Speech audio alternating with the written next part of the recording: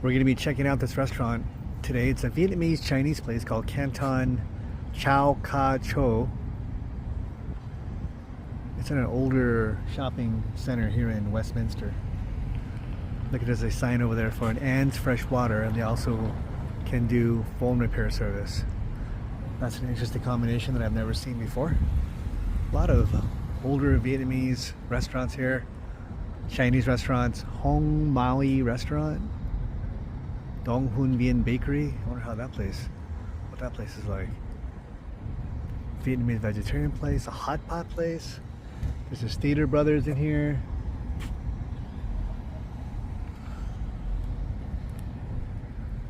Peking Restaurant, Chinese food. Bet Menom. A furniture store and a computer repair in the furniture store. Huh. Strange combos. It's like you start a business, maybe you need to make some extra side money, so you open up another little service business inside. Okay, so we're gonna check out the Chao Kao Cho Ku. And here they have a Tach Che Mi Lin coffee and smoothies and boba juices.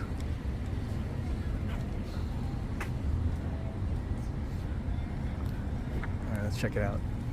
Wonton noodle soup, huh? I don't know.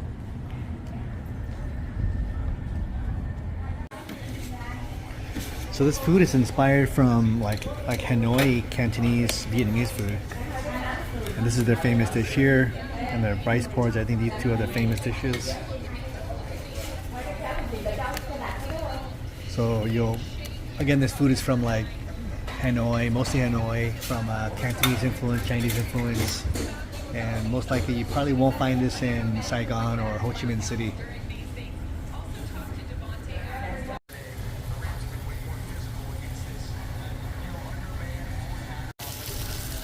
So this is dish number one, some kind of congee fish with vegetable. And this is dish number two, which is I think fish with some noodles and got some kind of seafood cracker, shrimp cracker or something other with vegetables, onions and jalapenos, and then you got these two very strong smelling shrimp and fish sauces. Very, very strong smell. Yeah, I don't understand the combination, but we'll try it. This is some kind of sesame cracker, apparently. We see some nuts underneath. I'm not sure how this fits in with the whole dish. But this fish here smells really good.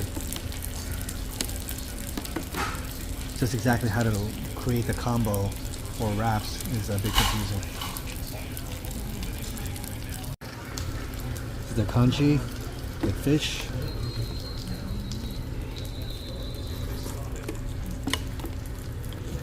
Has like a very, it tastes like what you would expect with rice, congee, and some seafood. Not sure if we're supposed to add some sauce to it or not. I mean, I think it will go good with some hot sauce. This restaurant is famous for this congee here, but I mean, it's good, but I don't think it's anything super like spectacular compared to other congees. And here's that fish from the grill. This is fish here. I'm gonna taste it. See how this is.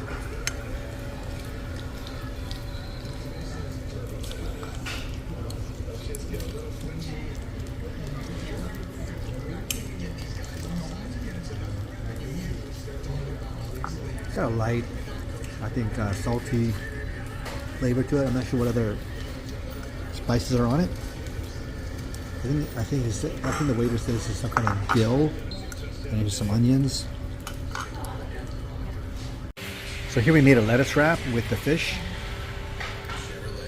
Put some I think we put some noodles in it and all the other side pieces. I wish the fish was crispier and less soft, less soggy. And in some ways I feel like this dish is a bit overcomplicated. It's like they just give you these noodles and you're supposed to make your own lettuce tacos out of these or lettuce wraps out of these things. It's I guess you get used to it, but it almost feels like it's overcomplicated.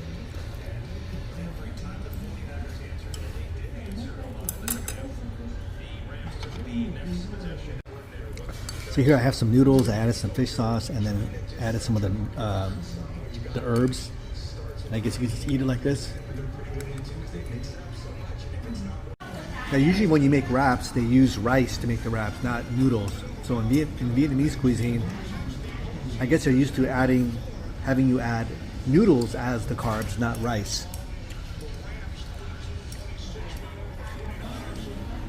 And they like to use a lot of mint in Vietnamese cuisine.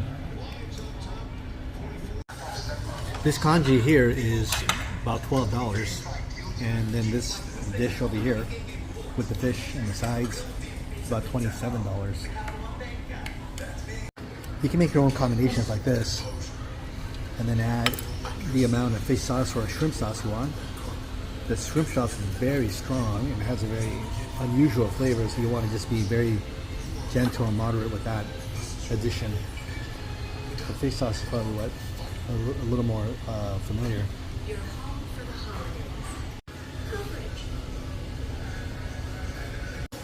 In a lot of Chinese restaurants, they like to use this spoon for everything, which is more of a, I don't know what is it exactly. But honestly, just a regular spoon is more appropriate for a lot of these dishes. It's a lot easier to eat because it's hard to put this in your mouth. All right, we finished the meal. It's a good meal. I think the price is okay, but I wouldn't say it's a great meal. Protein is just kind of like some inexpensive whitefish, I would say. And you got maybe some fish in here with some shrimp, maybe some pork, or maybe it's just chicken.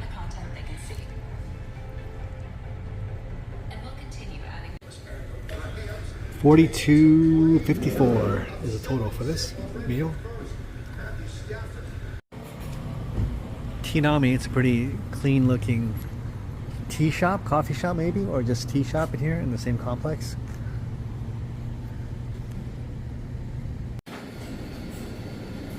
This is the Vietnamese bakery in the same complex.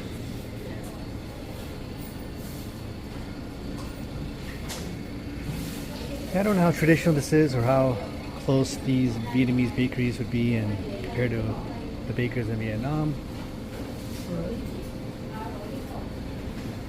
I guess it's a French Vietnamese place.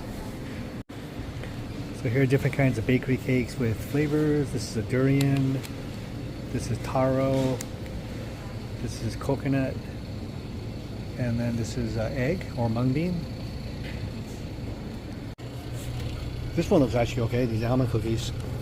$7 for this. And here's a plain raisin cookies for $7.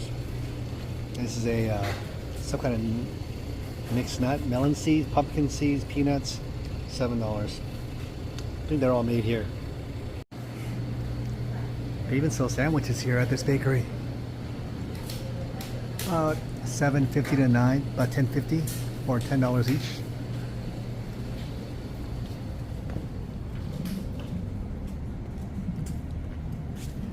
An interesting little complex. Doesn't look so nice from the outside, but the store owners are friendly. Look at this place. A lot of Vietnamese little shops, mom and pop shops here. Oh, here's another little tea shop. What is this? Coffee? There's a tea coffee shop here. It's the second one in this complex. Huh. As you walk through it, you see more and more little interesting little stores and cafes that you did not initially notice when you drive into the complex. Here's another interesting little tea restaurant. And now we're in front of the hot pot place. They have this little fried chicken here that looks pretty good.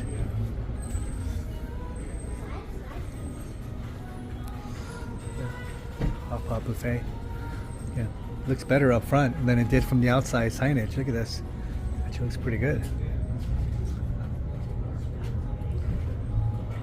It's the first time I've seen a Vietnamese hot pot place. So when you initially drive through this complex, it looks pretty old, run down, but as you get closer to some of these little restaurants and cafes, you notice their charm. Many of these I would eat here actually. I would try the food. Look at that signage for that vegetarian or that hot pot place. That's a weird sign. I would never want to eat there if I just saw that sign. But when you get up to it, you get close up to the store or the restaurant, and you look inside, it actually looks quite good.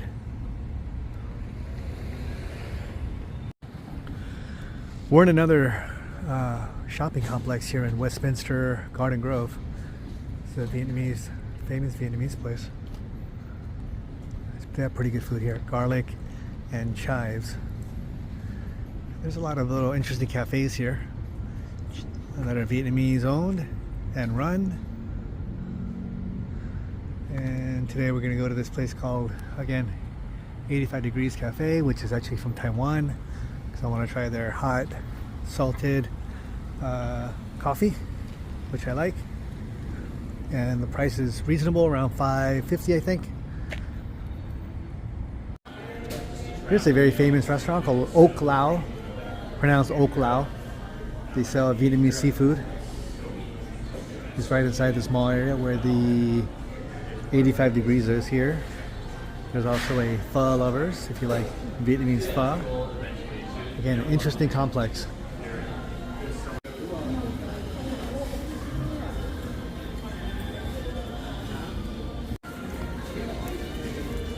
Salted, what is it, caramel coffee I think for $5. Yeah, it's actually less than I thought. $4.85.